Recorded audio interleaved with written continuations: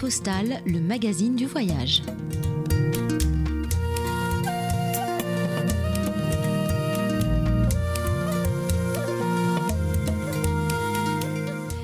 Le monde entier se donne rendez-vous aujourd'hui, 6 juin, sur les côtes normandes pour fêter les 70 ans du D-Day, le débarquement et de la bataille de Normandie. Eh bien, Carte Postale ne pouvait pas passer à côté de cela, évidemment. Ce sera l'occasion pour nous, ce matin, eh bien, de mettre à l'honneur cette région, cette belle région normande. Nous parlerons évidemment des belles villes, de quelques-unes bien sûr, de quelques-unes villes mythiques de cette région, de sites culturels incontournables, et puis aussi de sa nature verdoyante qui parfois est à couper le souffle. Et pour en parler ce matin, eh bien, j'ai le très grand plaisir d'être en compagnie de la journaliste Fanny Schwarzfeld qui est créatrice du site plaisirplace.com. Fanny, bonjour. Bonjour Léa et bonjour à tout le monde. Merci d'être avec nous ce matin. Avec grand plaisir Léa. Vous êtes partie, vous avez chaussé vos bottes de 7 lieues et vous êtes partie en Normandie pour aller tester cette belle région. Aujourd'hui, c'était le moment ou jamais. Ah, tout à fait. Il ne fallait pas passer à côté.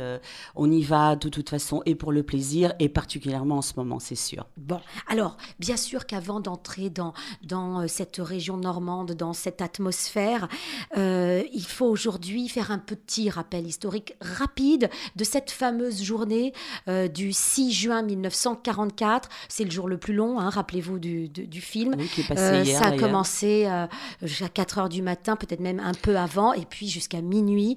Les soldats étaient là, ils sont arrivés, oui. Des Canadiens, des Américains, des Anglais, et puis une petite poignée de Français. Alors, qu'est-ce qu'on peut dire très rapidement, Fanny, sur cette journée ? Effectivement, en deux mots. Le film des événements du 6 juin 1944 commence peu de temps après minuit avec le largage des premières troupes aéroportées britanniques entre l'Orne et la Dive. Et finalement, à 6h30, je passe tous les détails, ce serait beaucoup trop long, il faudrait 10 émissions historiques.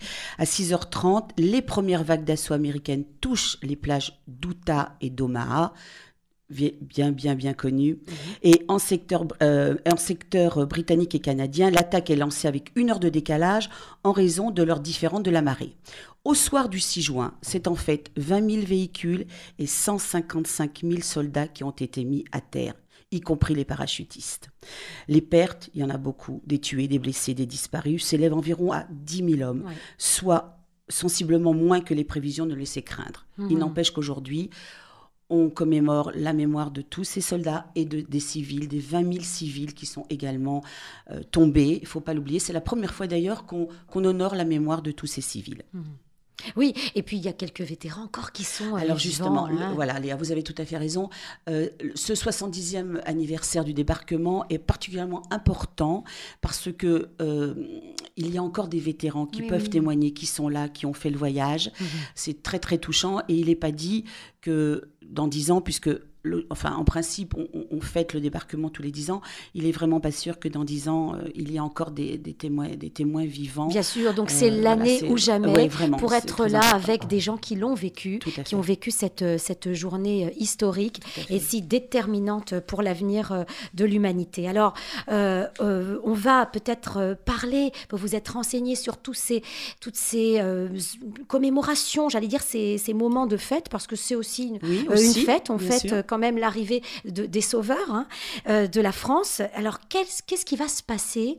Je sais que ça va se dérouler jusque fin décembre. Il va y avoir, pour l'occasion, des moments de commémoration, des lieux aussi de commémoration. Tout à fait, Léa. Beaucoup de choses.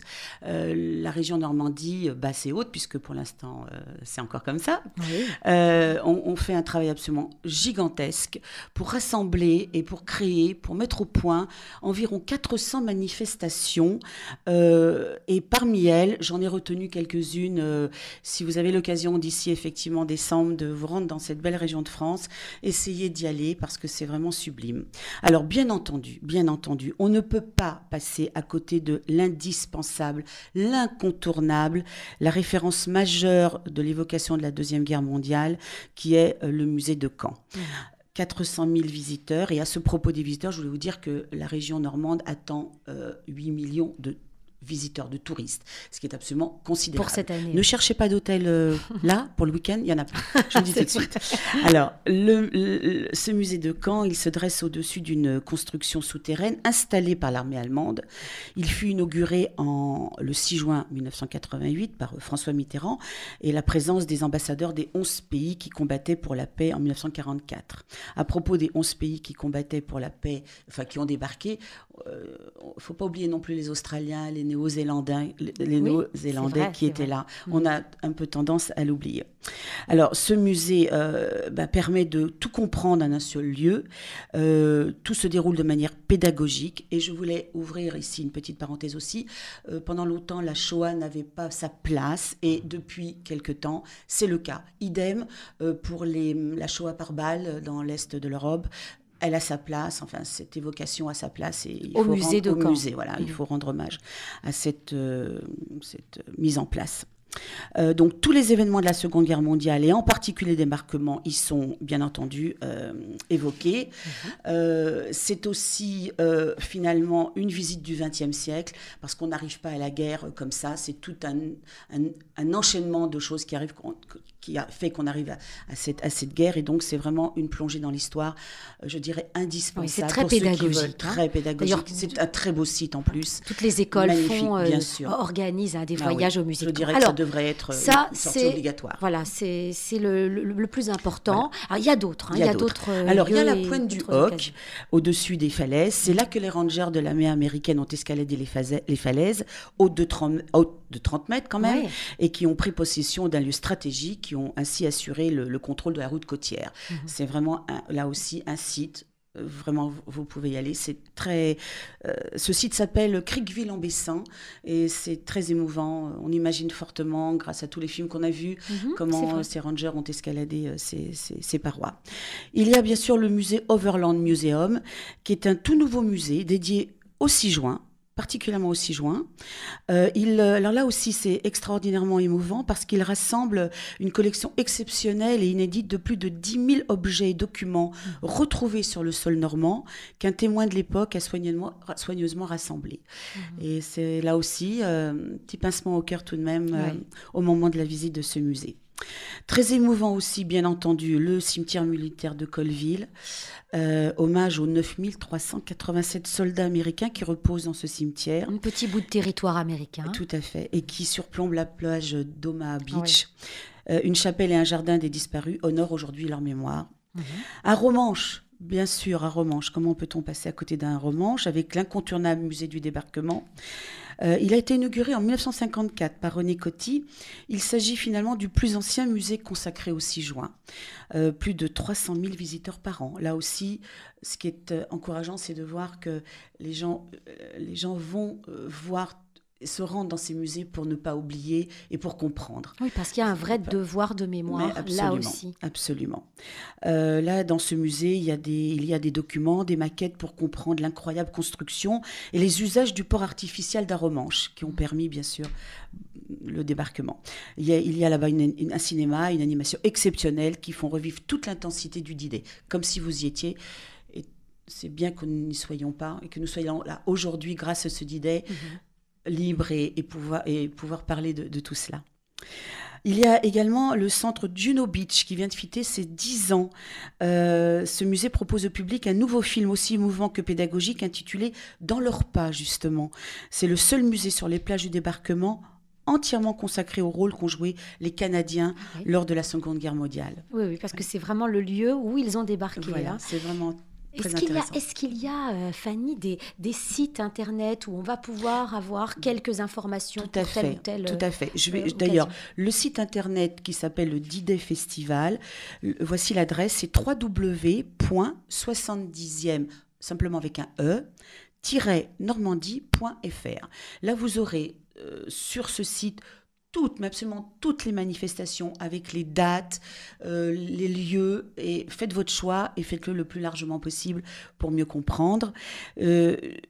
Vraiment, ils ont fait un travail extraordinaire c'est à voir. Et c'est à voir. Je voulais simplement vous dire aussi qu'il y aura non seulement des sites à visiter, mais des conférences, des colloques, des sorties en costume d'époque, des feux d'artifice, outre celui qui a lieu hier, qui a été absolument sublime, des feux d'artifice, de la musique, des orchestres, et particulièrement à Argentan, le 22 et 23 août, il y aura un grand spectacle musical avec des chœurs et des orchestres, avec un fond d'image de film spécialement conçu que propose le département de l'Orne. Oui, donc on est vraiment plongé dans cette époque, dans cette histoire, et c'est important de le faire cette année, comme vous l'avez dit, bien Fanny. Sûr, alors, on rend hommage à la Normandie ce matin dans Carte Postale. On va laisser de côté l'aspect historique, et à présent, on va entrer dans cette belle et très belle région.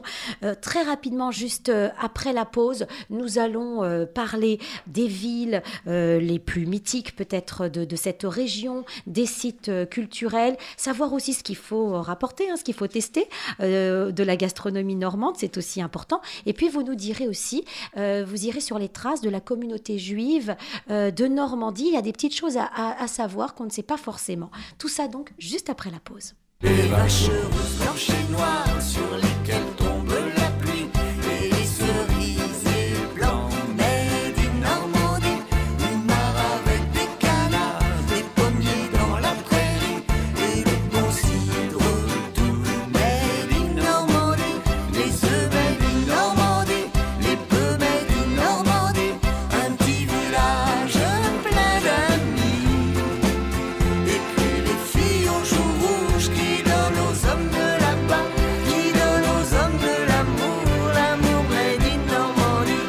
Et on chante ce matin, toutes les deux.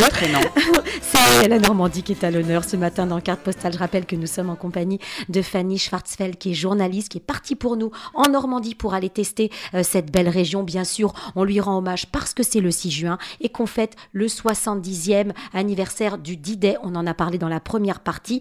Mais Fanny, vous qui avez créé le site plaisirplace.com, on va parler de plaisir. Oui, tout à fait. De plaisir en Normandie, avec les filles aux yeux, je sais plus, bleus et les joues au rouge, etc. Et qu'elles sont... et qu'elles sont belles, parce qu'elles sont bien aussi nourries, on va le dire tout à l'heure, en fin d'émission, le fromage, la crème, les pommes. Tout va bien là-bas. Alors, plongeons plutôt dans l'univers un peu culturel, parce qu'il y a des choses à voir en Normandie. C'est pas vrai qu'on s'ennuie en Normandie, n'est-ce pas ? Il y a énormément de choses. Non seulement il y a énormément de choses, mais en plus, il fait souvent beau. Oui, contrairement à ce qu'on croit. Contrairement à ce qu'on veut croire, ou ce qu'on nous a dit pendant des années. Aujourd'hui, il va faire 24-25. Voilà, donc les chefs d'État qui sont là-bas, pas besoin de parapluie aujourd'hui pour Monsieur Hollande. Obama. Alors, en Normandie, bien sûr, effectivement, les sites culturels et artistiques sont nombreux. Alors, parmi les plus connus, et il y en a pléthore, il est hors de question là maintenant de faire un florilège complet, parmi les plus typiques, bien sûr, le pont de Normandie. Alors, qu'il faut traverser... Même que pour le plaisir. Oui, vous payez l'aller, vous payez le retour, mais alors quelle sensation. Il faut y aller pour le pont, pour lui-même. Pour lui-même. Et rester, l'autre fois que vous avez passé l'autre rive, rester à admirer cette œuvre d'art qui a été conçue pour résister à des vents à 360 km/h. Je ne sais pas si vous voyez. Et il est beau. Il est beau à voir. Il faut faire l'aller-retour, en fait. L'aller-retour, voilà, vraiment, pour ressentir. Il a été mis en service en 1995. C'est vraiment... D'ailleurs, on le voit presque de partout. Surtout, n'hésitez pas, traversez-le. C'est magnifique. Quand je disais que c'est à couper le souffle, ça, on peut le dire. On peut le dire. On peut le dire. On peut le dire. Le pont Normandie, on le fait. 2141 mètres, vous voyez, aller-retour, c'est le plaisir assuré. Alors, maintenant... Il y a aussi la cathédrale de Rouen. Oui. Là aussi, on la voit de l'autoroute, on la voit de partout.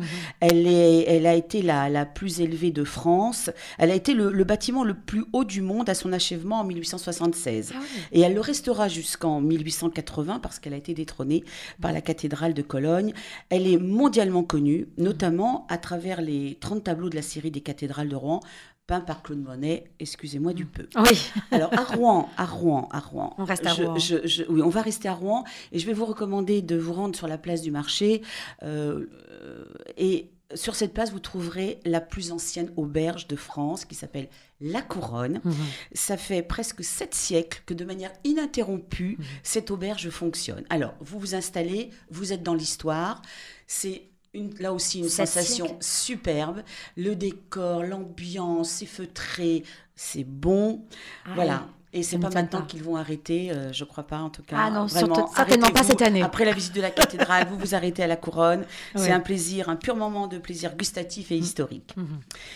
On Euh, poursuit peut-être avec Bayeux. Vous Alors m'aviez parlé de Bayeux. oui, Bayeux, ça a été, je crois, la première ville de France continentale à être libérée. Oui. Donc elle a une histoire très très forte, mais on va effectivement laisser ça. Elle a été fondée à l'époque gallo-romaine. Il y a un musée mémorial de la bataille de Normandie, mais il y a aussi des tapisseries, Et oui, bien des sûr, les porcelaines, fameuses. car au XVIIIe siècle, on découvre en Basse-Normandie des gisements de kaolin, qui est la matière première de la porcelaine. Donc les amateurs, allez-y en prendre plein les yeux. Ouais. C'est très joli, non seulement les tapisseries, mais la porcelaine. Mhm. Alors voilà pour quelques petites idées de sites. il y en a plein, Pff, il y en a vraiment. énormément. Il faudrait Il y a 2 heures, Léa, Giverny aujourd'hui. aussi. Il faudrait Léa 2 heures aujourd'hui pour parler Absolument. de tout ça. Mais on a parlé un peu de l'esthétique, de la nature, mais c'est vrai que au niveau naturel, je crois que la région de la Normandie en vaut beaucoup d'autres. Ah hein. oui. Alors, Et, il y a des paysages très variés. oui. On n'imagine pas. Il y a le bocage, qui est un paysage où les prés et les champs sont limités par des haies. Il y a le pays d'Auge, c'est les pays des haies vives qui ceinturent les herbages. D'ailleurs, souvent, les pommiers sont plantés dans les pays d'Auge. Les zones de grande culture autour d'Alençon. Il y a ce qu'on appelle la Suisse normande ou la petite Suisse. Ah oui. La petite Suisse, oui, Ouais. aux vertes collines. C'est probablement, en tout cas pour moi, la région normande qui procure le plus d'émotions esthétiques. Des parois abruptes, des falaises rocheuses, des gorges, des escarpements, des cirques. Dans la vallée de l'Orne, justement, je vous recommande particulièrement de vous rendre dans un endroit qui s'appelle La Roche à Bunel. C'est époustouflant de beauté. Quelque part, on se dit, on n'est pas en Normandie. C'est vrai. Et puis, bien sûr, les forêts de l'Orne, magnifiques avec ces arbres hauts, blancs.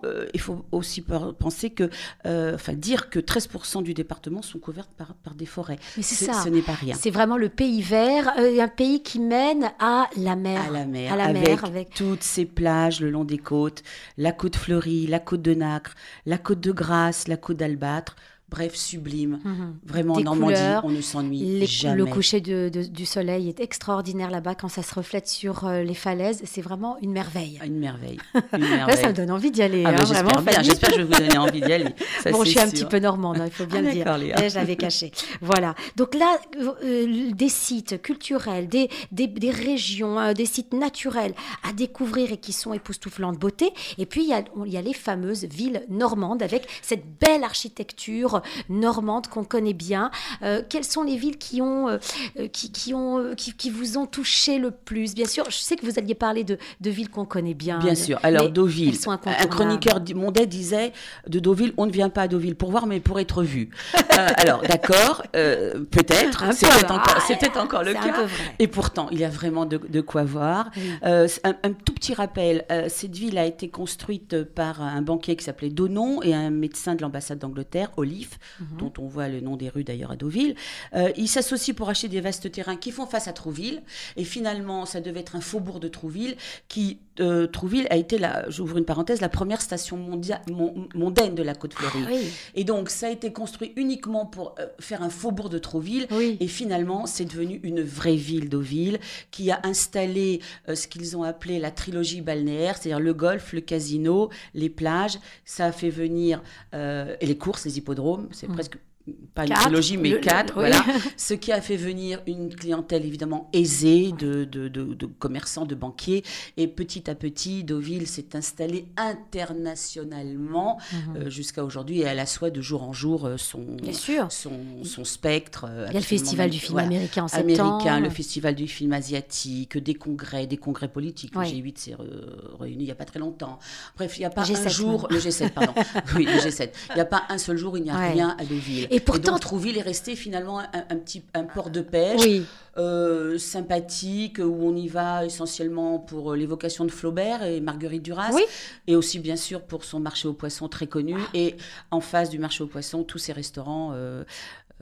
qui sont très, Ces deux villes, très fameux. ces deux villes se collent et pourtant elles sont tellement différentes. rien à voir. Voilà, Rien à c'est voir. deux mondes Rien à totalement voir. différents. Elles sont c'est séparées deux par le tourismes pont des aussi. Belges, Oui. donc honneur aux Belges aussi. Oui. Elles sont totalement différentes. Deauville a très vite compris l'enjeu majeur économique qu'elle pouvait tirer de sa situation. Voilà, c'est cela. Et puis Trouville reste très authentique. Voilà, Hein. Trouville reste très authentique. Je vous dis petit port de pêche, connu encore une fois pour ses restaurants, pour sa plage familiale. Voilà, c'est plutôt ça. Et Deauville a pris, je dirais pas une longueur d'avance, mais on ne peut pas les comparer. Ouais. Et elles ne peuvent pas, enfin Trouville ne peut pas courir après Deauville et Deauville ne sera jamais Trouville. Voilà, il faut chacune bien apporte ce qu'elle doit apporter en tout cas.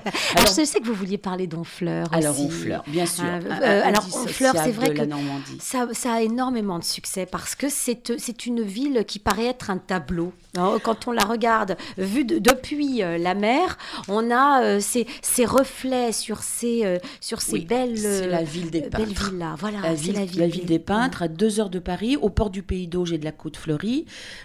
On dit que c'est l'ancienne cité des peintres, mais ça l'est encore. Ça l'est Le encore. nombre de galeries Bien qu'il y a, c'est vraiment très intéressant. C'est une vieille cité portuaire, pleine de charme et pleine de vieilles ruelles, de vieilles maisons pittoresques. Et il y a 3 musées, dont celui d'Eugène Boudin. Et je vous recommande, quand vous êtes à Honfleur, bien sûr, de vous promener tranquillement dans l'histoire, mais faites un stop à l'église Sainte-Catherine qui est tout en bois. C'est tout à fait incroyable, vraiment. Alors, Honfleur, on passe à Houlgat. Là, c'est un aspect, je sais pas, j'ai le sentiment d'être en Angleterre. Mais c'est un peu ça, hein. C'est un peu ça, c'est un peu ça. Alors, c'est la ville des villas, très chic, front de mer. Elles ont été construites autour des années 1880, et c'est vrai qu'Houlgat brille grâce à ces 300 villas qui ont été vraiment préservées. Elle est nichée, Houlgat est nichée dans un écran de verdure, et Houlgat est propice à créer des instants magiques qui laissent des traces vraiment indélébiles à ceux qui la connaissent. Elle est vraiment unique. Moi, j'ai une formule qui est de vous dire que Houlgat vaut le détour et le séjour. Oui, mais c'est Vraiment. tout à fait vrai parce Vraiment, qu'on on la s'y sent confond avec bien. aucune autre. Non, du Alors tout. j'aimerais, parce qu'il nous reste 3 minutes, Déjà, ça passe vite, parler de la communauté juive. On a dit tout à l'heure qu'effectivement, il y a une présence juive déjà très ancienne en Normandie. Alors parlez-nous des traces. Alors, elle date, Juifs. avant l'arrivée des Vikings, au début du Xe Oui. siècle, les Juifs habitaient déjà cette région. Donc, il y a des traces véritablement anciennes. Je voudrais vous dire qu'il y a une synagogue à Cabourg, qu'il y a, où on dénombre 200 fidèles, parfois en haute saison. D'ailleurs, ils ont créé un oratoire supplémentaire. À Deauville, bien entendu, à Elbeuf, à Caen, où vivent environ 150 familles, au Havre, à Rouen, dont la synagogue fut détruite pendant la Seconde Guerre mondiale et qui a été reconstruite en 1950. Et on dénombre là-bas 250 familles, majoritairement séfarades. Parlez-nous de Mais la maison sublime. Voilà, la maison sublime. Alors écoutez, c'est un endroit qui a été découvert à Rouen en 1976. Elle est considérée, c'est pas rien, Léa, ce que je vous dis, comme le plus ancien monument juif de France. Oui. Euh, Étonnant. C'est aussi, comment vous dire, Quelle forme elle a, cette maison cette maison... Enfin, ça s'appelle la maison sublime parce que c'est plutôt quelque chose d'un peu intellectuel. Oui. Mais le fait de d'avoir retrouvé, c'est forcément sublime. Oui, Voilà. c'est vrai. Alors, elle a été fermée au public en 2001 Oui. pour cause de bactéries, etc. Elle est rouverte depuis 2007, le mardi à 15h. Il faut s'inscrire à l'Office du tourisme de Rouen pour pouvoir faire la visite. Et une association s'est créée, la Maison Sublime, pour, comment dirais-je, restaurer cet endroit. Ils ont besoin d'aide pour leur projet, de mise en lumière et en musique de la Maison Sublime, la réalisation de fouilles dans l'ancien quartier juif, c'est très important, l'organisation d'un colloque sur la vie intellectuelle des Juifs au Moyen-Âge, pour la création d'un écomusée et d'un centre de recherche. Si vous voulez les aider, bien écoutez, je tiens à votre disposition, ou Léa vous donnerai peut-être tous les coordonnées. Voilà, en tout cas, en appelant l'Office du tourisme, vous les aurez. La Maison Sublime, C'est quelque chose à vraiment, voir. vraiment. Merci beaucoup, Fanny, d'avoir Merci été à avec vous, nous, Léa. nous avoir fait voyager à la fois dans le temps et dans ce pays de Normandie. Je rappelle, Fanny, que vous êtes la créatrice du site plaisirplace.com où on aura peut-être des petites infos sur la Normandie Oui, à venir. oui, d'accord. Avec Hein tout ce qu'on peut y rapporter et manger. Oui, Tout à parce fait. que effectivement, les pommes, le fromage, le lait, etc. Voilà, l'or On a- blanc de Normandie, c'est pas rien. Et puis les armoires normandes, et puis pourquoi pas un petit peu dessous des casinos. Les armoires normandes, il faut être fort, hein, Mais oui. parce que c'est très lourd. Oui, tout à fait. Merci beaucoup, Fanny. À Merci, très bientôt Léa, sur merci notre à antenne. vous. À bientôt. Carte postale, le magazine du voyage.